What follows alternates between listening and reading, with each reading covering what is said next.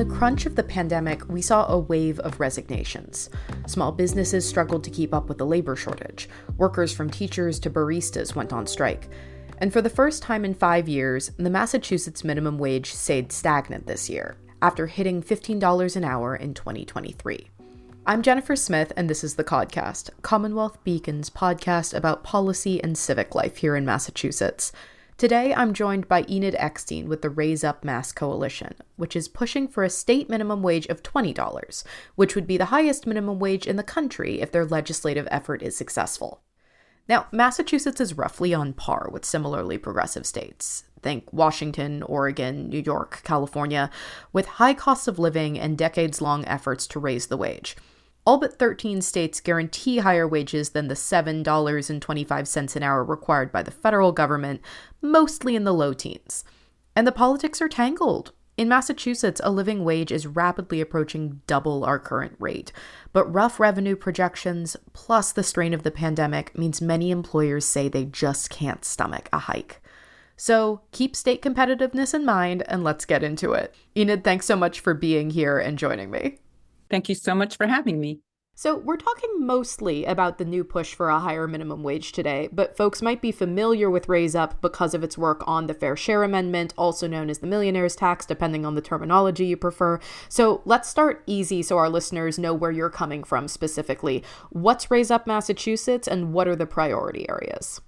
So Raise Up Massachusetts is a coalition of approximately 150 organizations, labor, community, faith-based, and was formed in 2013 with the goal of building an economy that works for everyone, that invests in families, gives everyone the ability to succeed, and advances the needs of working families. And over the years, we've had quite the track record. We've won a number of major improvements for working families in Massachusetts. We did paid family medical leave, paid sick time. We've increased the minimum wage once, and then we increased it again. So we have a really good track record. And as you mentioned, last year, we were able to pass the Fair Share Amendment, which basically provides transformative change for Massachusetts, because we have created a fairer tax system in a state that had a very unfair tax system.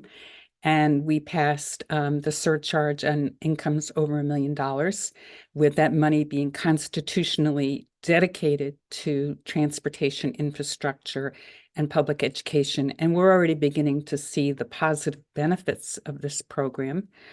We now have free school lunches, we have money going to community colleges, and we also have money going to public transportation. And as a Boston resident, we have a long way to go to fix our transit system, but I appreciate it all.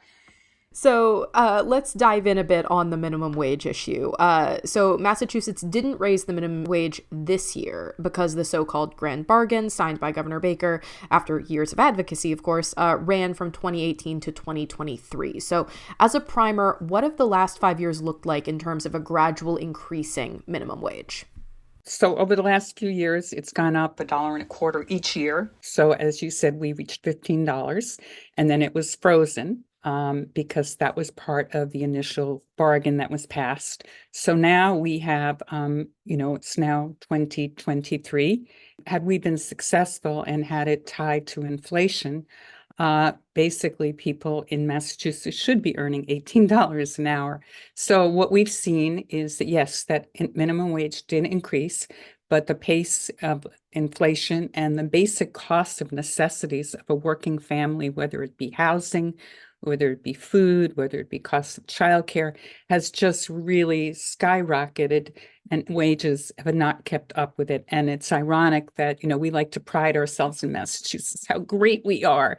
But even Connecticut now is ahead of us, and many other states are, moving, ahead of us. So that is where the push for minimum wage is. And it comes from the fact that because we work with low-wage workers, we work with breadwinners who are struggling to keep up, that, we saw that there was a need to come back and once again push to increase minimum wage.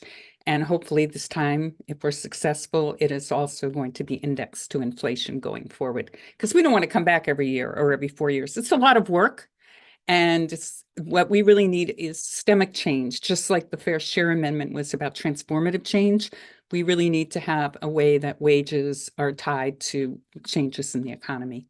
So I'm glad you brought up Connecticut because to sort of situate people here, we're at $15 an hour now, but there's sort of two ways to think about how we compare to other states, right? There's the literal dollar amount, which is how does $15 an hour compare to other states? And then there's the question of, relatively speaking, what does it mean to make $15 in Massachusetts as opposed to what does it mean to make $15 in, let's say one of my other home states of Utah. So kind of walk us through both of those analyses. $15 kind of on its own, and then what does that actually mean when you're calculating cost of living?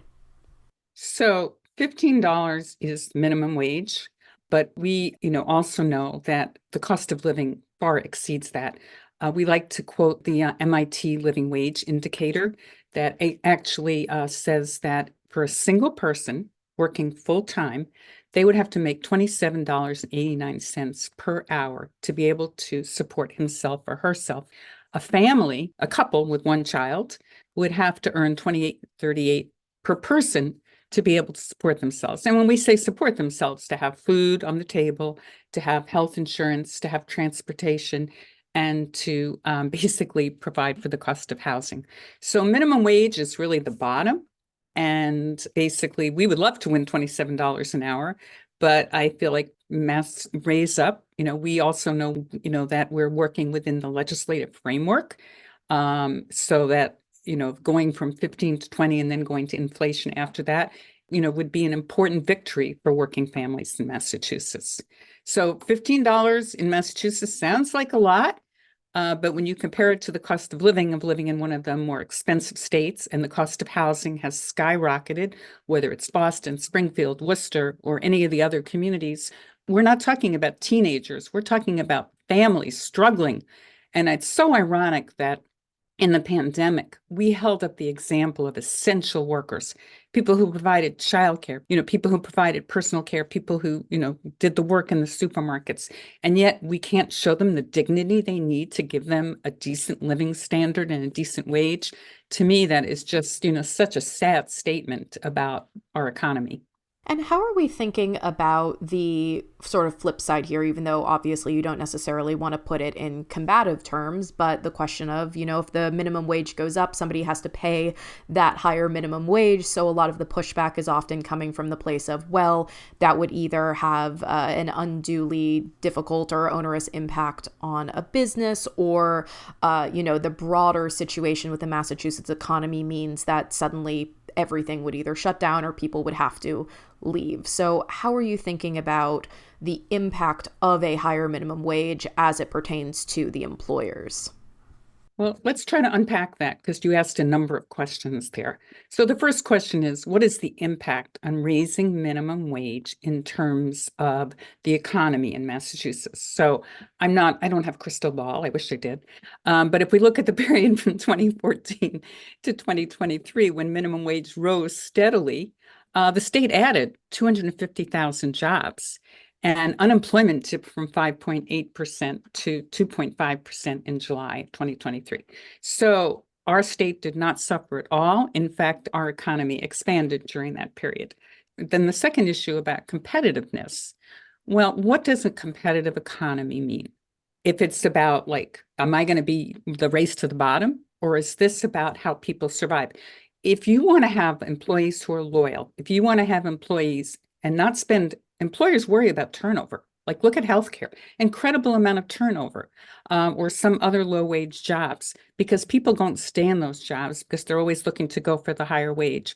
So if you want to be competitive, you have to pay decent wages. You have to be able to have a childcare system. You have to be able to have a school system. You have to be able to have restaurants. And then you have to be able to have workers put money back in the economy.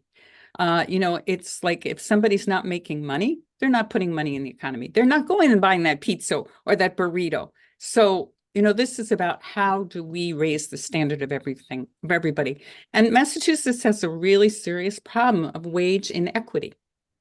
We have a lot of very wealthy people, which is great, but we have a lot of people who are very poor. And that wage inequity, is definitely a problem. The Fair Share Amendment tried to deal with some of this, but we really need to raise wages. And I think the other thing about competitiveness is you look at the study that the Chamber of Commerce just came out with in Boston, where a large, I think a quarter of people in their 20s and 30s Yeah, it wanted was to the leave. young people The study. young people. Well, I'm older, but I have a daughter in that age range. And, I just think about like, we cannot have an economy that doesn't have young people wanting to stay here. And, the cost of living is one of the reasons that young people are choosing to leave here, even though they love the city.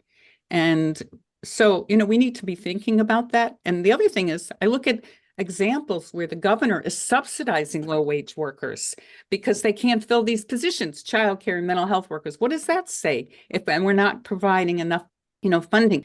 I mean, it's great that there's subsidies for some of these positions to get people into them, but there's something wrong inherently about the structure. And I guess the last thing I'd say about competitiveness is I want money coming back into my economy, like the Massachusetts economy. It shouldn't go to pay these inflated CEO salaries and to go into the profits of multinationals. It really needs to like stay in our community. And by staying in our community, it means that, the people who serve that hamburger at McDonald's or, wait on me at Dunkin' Donuts or whatever should be able to be earning a decent wage that can help support themselves or their families. So, one thing that I'd like to dive in on quickly that you mentioned was whether or not workers will stay in a job that isn't making that kind of essential wage cut. And so, the pandemic illustrated this for a lot of people. We saw, I think it was the Great Resignation, was how folks were referring to it. So, thinking back to just the last 2 or 3 years, what kind of labor trends have you been looking at that seem to either make the case for raising it specifically to 20 or raising it to accommodate a certain kind of change in the economic conditions that these workers are experiencing? Well, I'm not an economist and I'm not a labor economist, so it's more anecdotal. But I noticed that UMass did a study in 2020, which was very interesting because it said that low wage workers are basically unable to meet basic needs, and they're more likely to face food insecurity. And that this is especially true among African American and Latino workers and, women workers. And, if we were to raise minimum wage, it would be a huge boost to a large part of our economy. I think there'd be about 1 million workers who could potentially benefit from that. So, yes, I think people, jump from jobs when, there's like an employer's offering $1 an hour more or whatever. And you look, if you drive, like if you go down to Cape Cod, you see these signs of desperation that, employers are looking for work. So we obviously have shortages in a lot of these jobs. And you have employers wasting a lot of money on replacement costs. If you look at what the replacement costs on jobs are, sometimes it's like 1.5 times, the cost. So as I said, I'm not a labor economist, but I know a lot of, these industries that are low wage, especially human service, childcare, healthcare. We need to do something because this is not just about stability. This is about good service. When you go into a healthcare institution or like I have a grandson in childcare, I want to know that those childcare workers are going to be there and they are at the place my daughter goes to, uses. But it's just really important that we have stability and we actually honor these jobs with decent wages.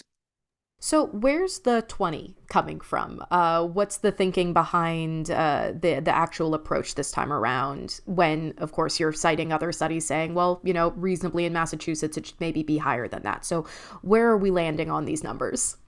Well, I think what we looked at was 20 was a good even number. There was a fight for 15 in this country that, caught on across the country, and there was a movement behind it.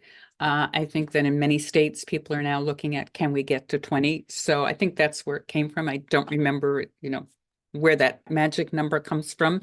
I do think that if we had an inflation, at the time, we would be at 18 now, and in 3 years, we'd be close to 20. So it's not that far off. Yes, love to use living wage, would love to get there. But I would say that one of the strengths of Raise Up is that we've been able to actually win something. and to do so and capture the imagination, but also work through the political process. So we're balancing the reality of what we need versus and our ability to organize, as well as the ability to try to move something through the legislature. And there's a few different routes that you can try and use to reach these ends. Of course, if you're thinking about the Fair Share Amendment, that was a ballot initiative. The minimum wage has tended to be more on the legislative side. Right now, there is a ballot question and a ballot campaign looking at tipped wages changes on top of minimum wage. So I guess let's start there, which is the tipped wages ballot measure factoring into the push for 20 at all, or are those happening kind of in different universes?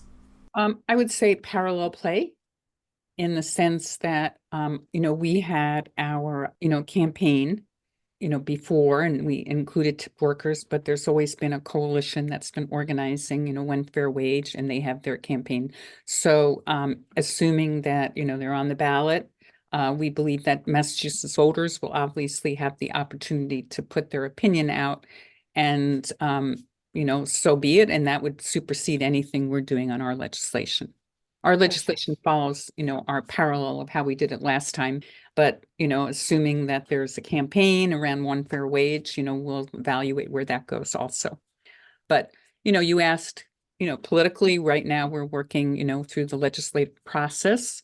We've been gearing up and gathering, co-sponsors. And one of the points that we've been making is that legislatures really need to understand the urgency. They need to understand the crisis that exists for low-wage workers. Many legislators, that's not who, they necessarily are or necessarily understand. But what we've tried to do both in hearings and through individual meetings is to really get them to understand the, just the crisis of affordability. And, whether it's housing costs, whether it's food insecurity. And so we've been, gathering up co-sponsors for our legislation, and I'd like to think we have some momentum in the legislature. Can I guarantee that we're passing it in this session? I have no crystal ball, but we definitely have some energy and excitement about trying to push. And how is the broader economic structure of Massachusetts striking you right now? Of course, we know that we're in kind of a difficult revenue situation. The tax revenues are not where the state would like them to be. We're in the middle of budget season right now. So several programs that folks had been hoping would be funded again are looking a bit more vulnerable, specifically because of the overall revenue situation. So how is the sort of economic health of the state factoring into what's both an economic question of what the minimum wage should be, but also kind of a question of livability, a kind of more human calculation as well. So how is that factoring into the push for 20? Well, livability for many people is really on the edge, whether you're, a Starbucks barista, whether you're a healthcare worker. So I think that for many people, the larger trends are not something they follow. They follow, can I make my car payment? Can I deal with the rent increase? And we're hoping for some, action from the legislature. So I think that a lot of the workers we deal with, the big trends are big trends, and they might not even necessarily read it. They absorb the hits. They absorb the hits in the sense of they live in a district where, after school programs are limited, or they can't get their kid into childcare, or so I'm not really sure how to answer that question, because, we're the ones who care about the big economy, and we might be debating it like, we're certainly looking at the budget. We were not, we won the Fair Share Amendment and then saw tax cuts come for, wealthier people. So I think the moral of our story is you win, but you have to keep fighting and you have to keep organizing and mobilizing to be able to make sure that we do have a fairer and just economy. And speaking of that kind of continuous cycle of pushes to get the minimum wage up, thinking now about what is this, the third pass at moving this up to a specific number, what are some of the areas of pushback or conflict that have come up during previous cycles that you anticipate might also be an issue this time around? Well, certainly there are, the business lobby that will cry, oh my gosh, this is the end of the world. And, there are certain industries that, obviously operate more on a tighter margin. So yes, we would expect that. Some small businesses would say that, but, I feel like it's often the child who cried wolf too many times, because while that might be their fear, the experience is very different. The experience has been that the Massachusetts economy did not shut down. The Massachusetts economy thrived. But at the same time, for people who were on the lower ends, of the economy, they got further and further behind. They're on the treadmill.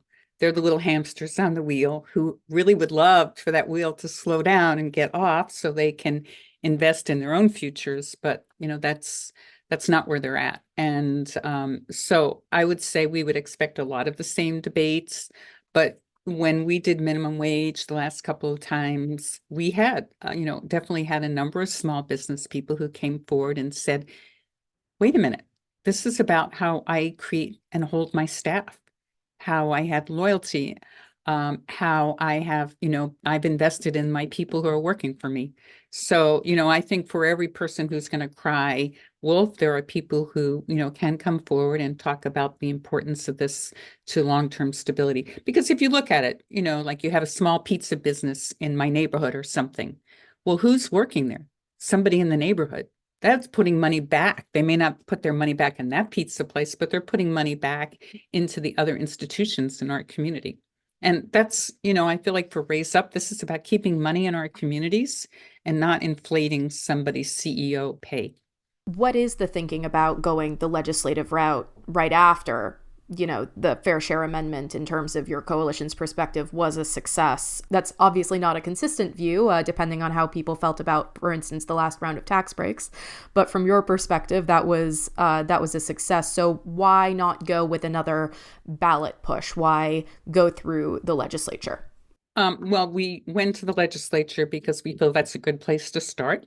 And we know change does not come because we snap our fingers and we ask the legislature to do things. It comes because we organize, we mobilize, we get the petition signatures, we're out talking to people in the community. So, we're pushing to have some action taken in this session. And we're optimistic that we have more support. And, we have close to a majority in the House and Senate in terms of co-sponsors. But am I confident that we're going to pass something? No crystal balls here. What I can say is that, Raise Up, if something does not happen this session, we are committed to the long-term fight here, whether it's a legislative fight or whether it's a fight to take it to the ballot. And, to do what's necessary to do that, which is, we have no problem going out and collecting the 130, 140,000 signatures. We've done that many times. And we have no problem, pushing to raise money and to do things necessary to do it. But it would be much easier to do it through the legislature. And I think that, it made sense, given where we were coming out of the Fair Share Amendment, that we needed time to, basically take care and move forward in a way that made sense for us. Have you felt like Raise Up's priorities have been reflected, not just kind of among the voting populace, but also with the new administration? The last time the minimum wage was raised, obviously it's a prior gubernatorial administration that has something to do with the governor, something to do with the legislature, something to do with organizing. But how are those pieces fitting together right now in terms of Raise Up's priority areas? Well, I think in some areas, in terms of implementation of fair share, the governor has done a good job of protecting the fair share revenue and ensuring that it goes to, programs as constitutionally mandated. We would love for all the elected officials to give Raise Up more credit. And when they talk about how great something is, to actually say that this funding comes from the Fair Share Amendment. But we'll bask in our own glory. And we know, and our members know, and the organizations that are here know that we were able to do that, which was an incredible victory, and that we were able to make hundreds of thousands of phone calls, et cetera. As to minimum wage, we'll wait and see, that we're working through the process, and remains to be seen how it all plays out. And I think we'll end on a version of where we started, which is where it would have kept us relative to other states to have a $15 minimum wage, where would a $20 minimum wage end up putting us compared to most of the country? Would that be enough to make us somewhat of a leader, or would that just kind of keep us keeping up? I think leadership is kind of goes back and forth. Like California leads now, like Connecticut's leading right now in our area. I think it would put us in a leadership role for a certain period of time. But, inflation is what it is. And this is a movement that is, a national movement and takes place in different phases in different states. So it would put us ahead of where we are today, would ensure that, especially assuming we win indexing to inflation, that we would not be coming back to the legislature every 2, 3, 4 years, and that we would be able to work on other things that are equally important to minimum wage. So it would put us in a consistent increase, which would be really important. And it also, the way our legislation is written, would cover employees who had actually been excluded, some public sector employees who had been excluded in other areas. So our legislation would be a major step forward for the Commonwealth and a major step forward for the people who live here, especially workers who are struggling to survive. Thanks again to Enid Eckstein for joining me on the Codcast. Thank you for listening. I'm Jennifer Smith. Our producer is John Gee. Leave a rating and review wherever you're hearing this now if you want to help other people find us, and email codcast@commonwealthbeacon.org if you ever want to get in touch directly. We'll be back next week.